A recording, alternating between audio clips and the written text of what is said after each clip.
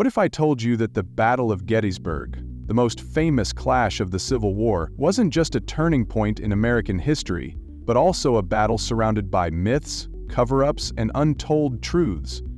You've heard the textbook's version, but the real story? It's something else entirely. July 1863, the hills of southern Pennsylvania are soaked in blood.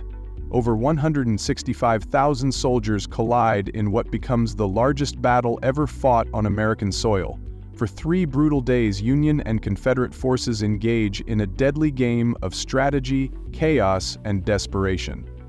You know the headlines: Pickett's Charge, Little Round Top, Lincoln's Gettysburg Address. But there's a deeper layer few talk about, and some want it buried.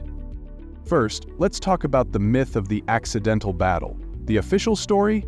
Confederate troops stumbled into Gettysburg while searching for shoes. Yes, shoes. But think about that. Would General Robert E. Lee, one of the most strategic minds of his time, risk his entire army for footwear? In truth, Lee was planning a bold, full-scale invasion of the North. He believed that striking into Union territory and winning would force the North to consider peace. Gettysburg wasn't a fluke.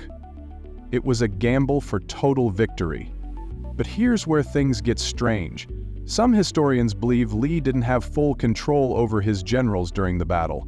Key figures like General Longstreet disagreed with Lee's strategy, delaying critical movements and possibly costing the South a victory.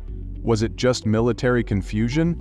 Or were there deeper divisions within the Confederate leadership, divisions that were intentionally downplayed in the aftermath?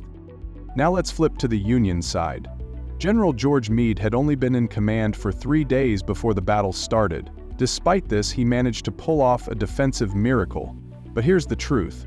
After the battle, President Lincoln was furious that Meade didn't pursue Lee's retreating army and finished the war right then and there. Some records show that Meade was nearly removed from command, but the North kept this quiet to preserve morale.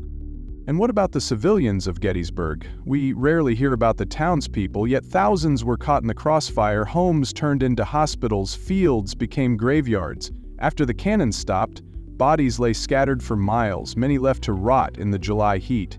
The U.S. government rushed to create the first national cemetery, not just out of honor, but out of fear. Fear that the truth of the battle's human cost would break public support for the war. Even Lincoln's Gettysburg Address, now legendary, was originally criticized. Some newspapers called it silly and dishonest. Why? Because it didn't focus on the military victory. It focused on sacrifice, on a higher purpose. Lincoln was trying to reshape the narrative from a war to preserve the Union to a war for freedom and equality. That shift wasn't welcomed by everyone. So what was Gettysburg really? A 3-day bloodbath with over 50,000 casualties.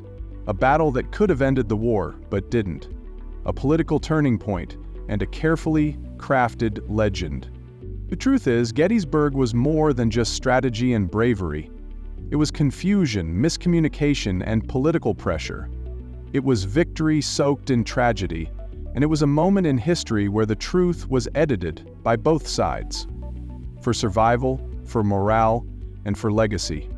So next time someone tells you the story of Gettysburg, remember, behind every famous charge, every monument, and every speech, there's a truth someone tried to hide. If you found this eye-opening, hit that like button, subscribe for more hidden history, and drop a comment below. What do you think really happened at Gettysburg?